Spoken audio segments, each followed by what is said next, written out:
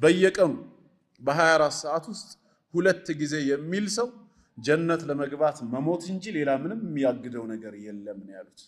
በየቀኑ ሁለት ጊዜ ለማለት ደግሞ ከአንድ ደቂቃ በላይ አይረዝምም። 30 ሰከንድ ቢፈጅ ነው።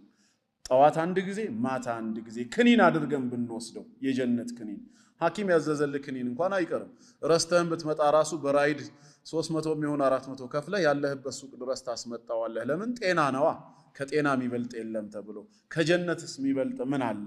እንደ ክኒን ቆጥሮ ሳንቲም የማያወጣበት ጉልበት የማይፈጅበት የተራዘመ ወቅት የማይፈልግበት ስፔሻል የሆነ ቋንቋ ልዩ ጥበብ የማይጠይቅበት ጥፋተኝነትን ማመን ብቻ በ30 ሰከንድ የሚፈጸም የጀነት ታብሌት ይባላል።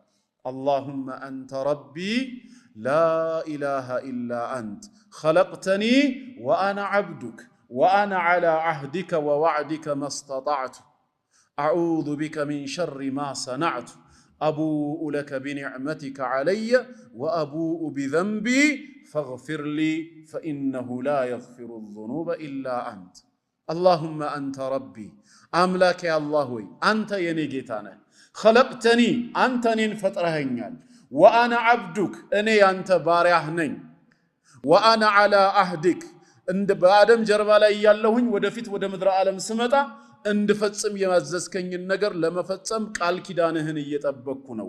ወዋዕዲክ እንዲሁም ያንተን የተስፋ ቃል ኪዳን ትእዛዝን ፈጽሜ ከሆነ ጀነትን እሰጥሃለሁ ብለህ ቃል የገባህልኝንም ተስፋ አደርጋለሁ።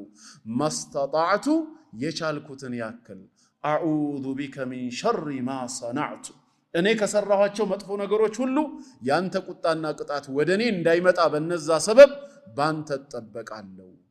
ከዛ በኋላስ አቡኡ ቢኒዕመቲክ አይ አዕተሪፍ አንተ ለኔ የዋልክልኝን ጸጋ ሁሉ አልክድም አምናለሁ። ወአቡኡ ቢዘንቢ ኃጢአተኛ ወንጀለኛ ባሪያ መሆኔንም ባንተ ፊት እናዘዛለሁ አምናለሁ። ስለዚህ ኃጢአተኛ ነኝና ፈግፊር ሊ እባክህ ማረኝ። ፈኢነሁ ላ የግፊሩ ዙኑበ ኢላ አንተ ወንጀልን ካንተ በስተቀር ማንም የሚምር የለም ነው። ይችን ቃል አሉ ረሱል ዓለይሂ ሰላቱ ወሰላም فمن قالها من النهار موقنا بها በቀኑ ክፍለ ጊዜ በሷ እርግጠኛ ሆኖ የተናገራት ሰው አሉ። የትኛው ቀን? ከፈጅር በኋላ ሰላቱል ዐስር እስኪደርስ ባለው فمات من يومه قبل أن يمسي ታዲያ በዛው ቀን ላይ አጀሉ ደርሶ ከማምሸቱ በፊት ቢሞት فهو من أهل الجنة የጀነት ሰው ነው። ومن قالها من الليل